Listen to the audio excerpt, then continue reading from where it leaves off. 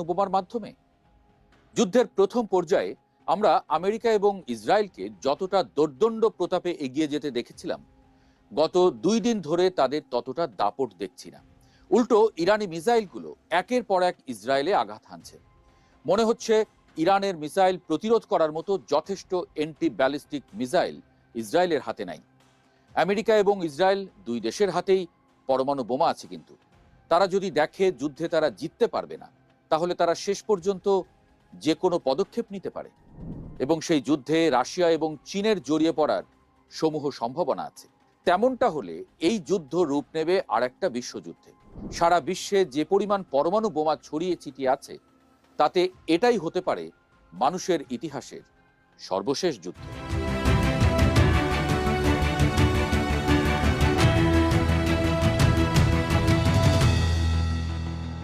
প্রথমেই একটু পরমাণু বোমা সম্পর্কে খোঁজ খবর নেওয়া যাক। পরমাণু বোমা কেন এত ভয়ঙ্কর? কারণ পরমাণু বোমা শুধুমাত্র একটি অস্ত্র নয়, এটি একটি বিপর্যয়কর শক্তি। আমরা পদার্থবিজ্ঞানে পড়েছি, শক্তির বিনাশ নেই, শুধু রূপান্তর হয়। পরমাণু বোমাও আইনস্টাইনের বিখ্যাত সমীকরণ E=mc² উপর ভিত্তি করে তৈরি হয়, যেখানে অল্প পরিমাণ ভর বা ম্যাস থেকে অসীম শক্তি উৎপন্ন হয়। এই শক্তি চেইন রিঅ্যাক্টরের মাধ্যমে ক্রমাগত উৎপন্ন হতেই থাকে। কাজেই পরমাণু বোমায় মুহূর্তের মধ্যে লক্ষ লক্ষ মানুষের মৃত্যু তো হবেই, দীর্ঘমেয়াদে এটা পরিবেশকে দূষিত করে এবং স্বাস্থ্য ও জেনেটিক ক্ষতি ঘটায়।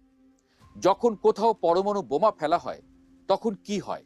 আগেই যেমনটি বলেছি, নিউক্লিয়ার ফিশন বা ফিউশন, অর্থাৎ অণুর বিভাজন এবং সংযোজনের মাধ্যমে অল্প পরিমাণ বস্তু থেকে বিপুল পরিমাণ শক্তি তৈরি হয়।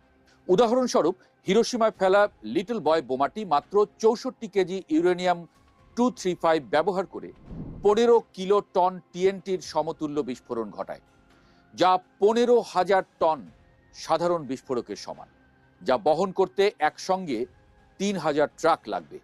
আধুনিক পরমাণু বোমা এর চেয়েও শত গুণ শক্তিশালী। আমেরিকার B-83 পরমাণু বোমা হিরোশিমার চেয়ে 80 গুণ বেশি শক্তিশালী। এটি বিস্ফোরিত হলে 8 কিলোমিটার এলাকায় কোনো স্থাপনা থাকবে না, আর এর মাঝারি প্রভাব পড়বে 43 কিলোমিটার এলাকা জুড়ে। এই বোমায় মারা যেতে পারে অন্তত 63 লাখ মানুষ। ঢাকার মতো ঘনবসতিপূর্ণ এলাকা হলে এই মৃত্যুর সংখ্যা কল্পনা করা যায় না। যখন কোথাও বোমা ফেলা হয়, তখন 4টি ঘটনা ঘটে: বিস্ফোরণ বা ব্লাস্ট, তাপ বা থার্মাল রেডিয়েশন এবং ইলেকট্রোম্যাগনেটিক পালস। প্রথমে বিস্ফোরণ সম্পর্কে বলি।